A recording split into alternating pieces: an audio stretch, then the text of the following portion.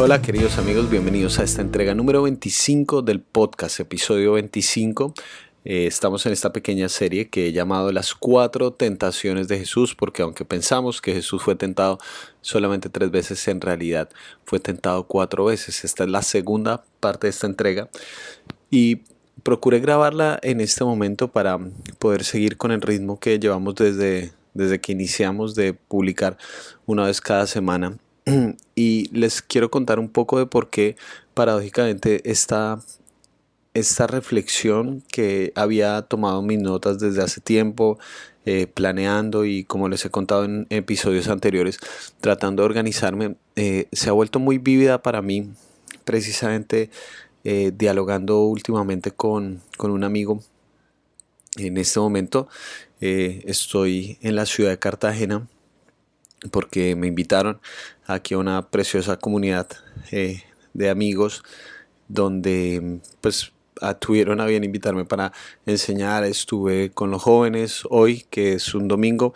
Ustedes recibirán esto lunes o martes. Hoy domingo estuve enseñando en los servicios dominicales de esta preciosa comunidad. Mañana tengo que estar enseñando en la mañana y después otra vez el martes para regresar a casa. Digo todo esto porque yo hubiera podido simplemente como ampliar el hecho de, bueno, igual, de hecho, honestamente no estoy pensando como que nadie necesite el podcast cada semana o algo así. Quizás si no publicaba la otra semana, probablemente ni siquiera nadie me preguntaría como, oye, ¿por qué no publicaste esta semana? Pero esta, esto se ha vuelto como algo tan vívido para mí, esto que les voy a hablar hoy, que sentí la necesidad de hablar al respecto, porque muy interesantemente está íntimamente relacionado con lo que tenía pensado hablar sobre estas tentaciones de Jesús. En este momento son las 11:20 de la noche, después de un día agitado, pero que ha sido muy enriquecedor. Y sentí esta necesidad de hablar al respecto, porque estábamos reflexionando junto con mi amigo cómo a veces la Biblia puede ser utilizada para decir cualquier tipo de cosas. Hay gente que ha utilizado la Biblia para lastimar a otras personas. Te piden un versículo para demostrar un punto y eso pasa con mucha frecuencia. Como desde la misma palabra de Dios, gente en sus interpretaciones ha empuñado armas para lastimar a otros, como tantas personas para proteger una estructura citan unos versículos según su conveniencia y incluso dañan a otros. Una de las conclusiones que yo llego cuando veo la práctica de esto es que la Biblia puede ser usada para ir en contra de la voluntad de Dios. O sea, usamos unos cuantos versículos, unas cosas apartadas para decir esto es lo que Dios dice y terminamos dañando a muchas personas en el camino y dañándonos a nosotros mismos. Y a veces pensamos que Dios dice cosas que en realidad no dice. ¿Cómo podemos asumir esta realidad adecuadamente? Porque el punto de todo esto, cuando yo reflexiono, es que incluso este tipo de uso de la Biblia fue usado por el mismo diablo, ¿sí? Este tipo de uso de la Biblia es satánico. En Mateo capítulo 4, versículos 5 al 7, después de la primera tentación de Jesús, ocurre esto. Luego, el diablo lo llevó a la ciudad santa e hizo que se pusiera de pie sobre la parte más alta del templo y le dijo, si eres el Hijo de Dios, tírate abajo, porque escrito está. Y cita el Salmo 91, ordenará que sus ángeles te sostengan en sus manos para que no tropieces con piedra alguna. También está escrito, no pongas a prueba al Señor tu Dios. Le contestó Jesús. ¿Se dan cuenta cómo es esto? O sea, que Satanás usa la misma palabra de Dios, el Salmo 91, salmo muy conocido popularmente, que la gente cuando tienen Biblias en la casa normalmente lo abren como porque es un salmo de protección, ¿sí? Está en la hoja amarilla de la Biblia, que es la única hoja de la Biblia que leen muchas personas y sencillamente la tienen abierta porque es un salmo de protección y tiene esa frase, literalmente, Satanás cita perfectamente la Biblia, que es: mandará a sus ángeles cerca de ti que te guarden en todos tus caminos, en las manos te llevarán para que tu pie no tropiece en piedra. Y la idea sigue: sobre el león y el áspid pisarás, hollarás a cachorro del león y al dragón. Es decir, es una idea de que una persona que está protegida por Dios se le va a resguardar plenamente. Y entonces Satanás dice: bueno, dale, dale, si en verdad eres el Hijo de Dios, pues bueno, no dice eso la Biblia, no dice la Biblia que entonces que te proteja, demuéstranoslo. Eh, y Jesús responde a la Biblia con otra parte de la Biblia, con un también dice.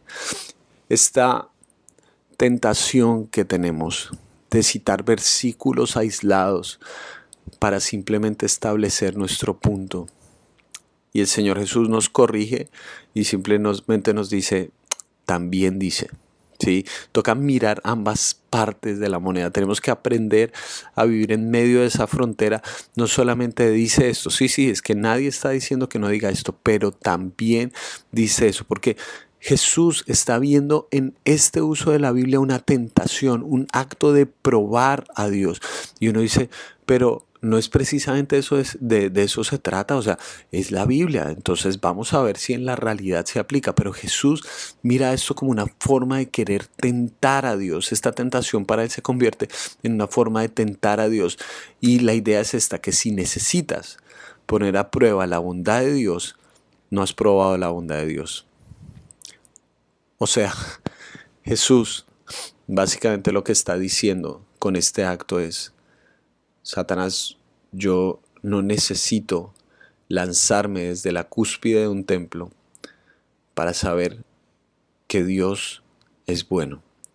Yo no necesito demostrarle a la gente lo que Dios ya me ha demostrado, que Él ha sido bueno conmigo. Entonces, quisiera que aprendiéramos de esa idea de cómo Jesús cita el texto con altitud frente a la tentación de mirar un solo versículo y decir, bueno, vamos a probar si es verdad.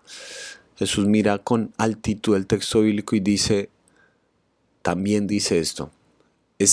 La Biblia no es una reunión de versículos aislados, es una historia tejida entre Dios y los seres humanos, que en esa historia, a lo largo de toda la relación de Dios con las personas, esa experiencia se ve plasmada en las páginas de este precioso libro y tenemos que aprender a decir, dice aquí esto, pero también dice eso. Aprendemos a vivir en ambas cosas. Y entonces Jesús cita un texto que, como les dije en la ocasión anterior, Jesús cita textos que están particularmente en el libro de Deuteronomio, en el capítulo 6, versículo 16, lo dice de una forma muy clara. Dice, no pongas a prueba al Señor tu Dios. Pero aquí se amplía un poco más. Dice, como lo hiciste en Masá. Aquí les está hablando al pueblo de Israel. El pueblo de Israel estaba en el desierto, vagando por el desierto durante 40 años y estaban por llegar a la tierra prometida. Y entonces Dios pone como punto de referencia una situación en la que estaban en Masá. Resulta que el pueblo estaba migrando por todo el desierto y obviamente tenían sed. Miles de personas estaban con sed y no veían ninguna posibilidad. Entonces le dicen a Moisés, necesitamos agua, sí, necesitamos agua, aquí está pasando algo terrible. Y quiero que nos centremos, esa historia está en Éxodo capítulo 17, quiero leerles simplemente el versículo 3, porque dice algo muy interesante. Pero los israelitas estaban sedientos y murmuraron contra Moisés. ¿Para qué nos sacaste de Egipto?, reclamaban. ¿Solo para matarnos de sed a nosotros, a nuestros hijos y a nuestro ganado?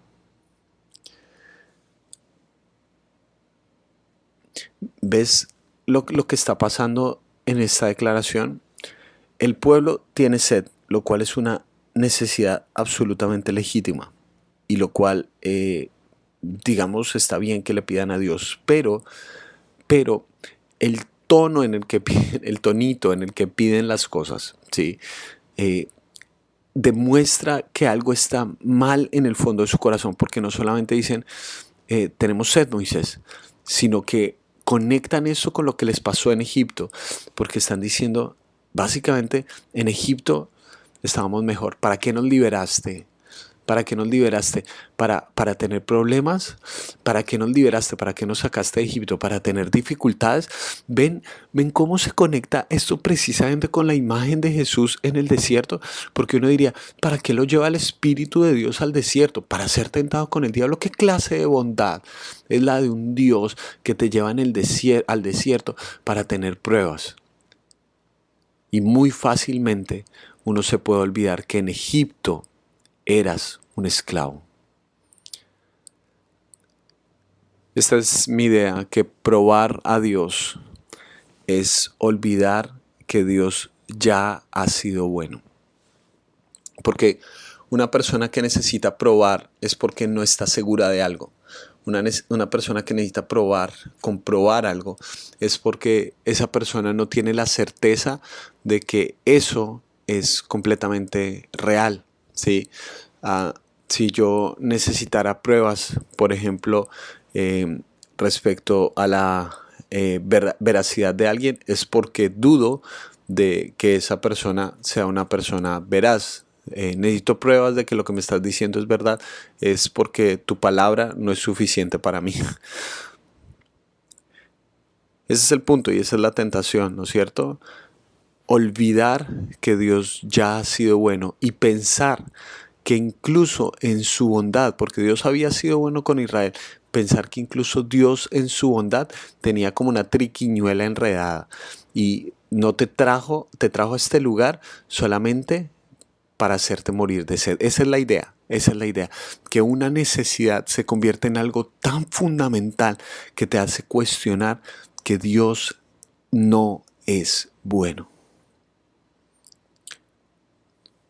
¿Ves lo peligroso que entonces se convierte en usar la Biblia y unos cuantos versículos simplemente para que Dios te pruebe algo? Señor, pero aquí en tu palabra tú dices que si hago esto, entonces tiene que pasar esto. Y si no, ¿me entiendes? Y si no pasan las cosas como tú quieres y de la manera que tú esperas, y cuando tú esperas, Dios deja de ser Dios porque no cumple tus caprichos cuando tú así lo planteas. Ese Ese es el problema cuando leemos el texto bíblico simplemente para amplificar las codicias de nuestro corazón. Cuando leemos el texto bíblico simplemente para que Dios me demuestre a mí, ¿sí? Me demuestre a mí que lo que yo digo es verdad.